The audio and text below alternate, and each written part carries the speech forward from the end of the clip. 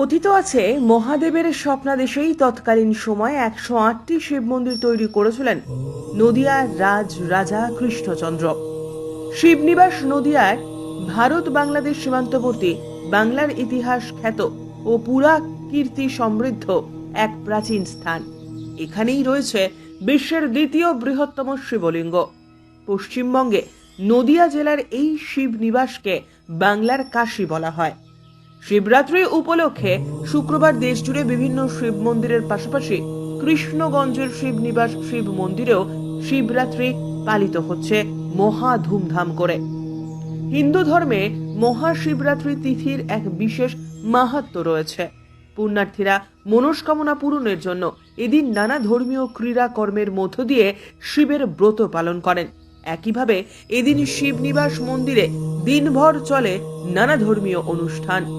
দূর দূরান্ত থেকে হাজার হাজার ভক্তবৃন্দরা ছুটে আসেন মন্দির প্রাঙ্গণে। ভক্তবৃন্দদের সুরক্ষার কথা মাথায় রেখে স্থানীয় প্রশাসনের পক্ষ থেকে পুরো মন্দির চত্বর ঘিরে রাখা হয় কড়া পুলিশি প্রহরায়। এছাড়াও শিবরাত্রি উপলক্ষে শিবনিবাস মন্দির সংলগ্ন এলাকায় মেলার আয়োজন করা হয়। মেলাকে ঘিরেও উপস্থিত স্থানীয় এবং বহিরাগত মানুষজনদের বাড়তি উৎসাহ লক্ষ্য করা যায়। এই মন্দিরের পাশ দিয়েই বয়ে চলে চূর্ণী নদী। জনশ্রুতি আছে যে দেবাদিদেব শিবের স্বপ্নাদেশের পর মহারাজা কৃষ্ণচন্দ্র তার নতুন রাজধানী কৃষ্ণগঞ্জে স্থাপন করেছিলেন এবং 108টি মন্দির নির্মাণ করেছিলেন। তবে ইতিহাসবিদেরা আরো কিছু যুক্তি দিয়েছেন।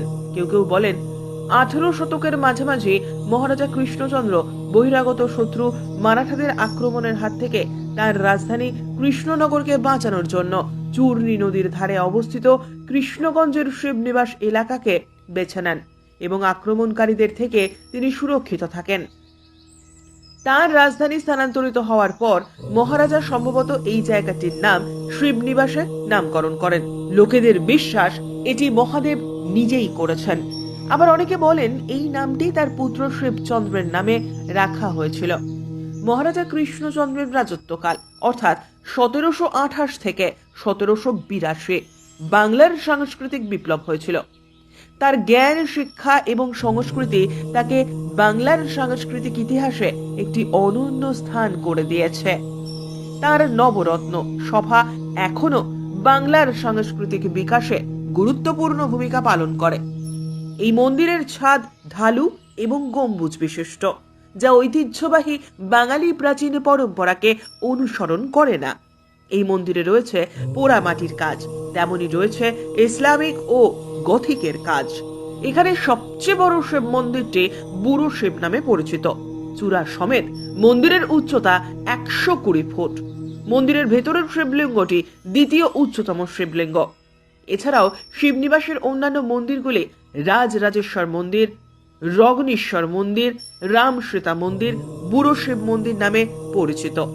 যদিও বর্তমানে এখানে 108টির মধ্যে মাত্র 3টি শিব মন্দিরের অস্তিত্ব লক্ষ্য করা যায়, যার মধ্যে একটিতে বিশ্বের দ্বিতীয় বৃহত্তম শিবলিঙ্গ রয়েছে।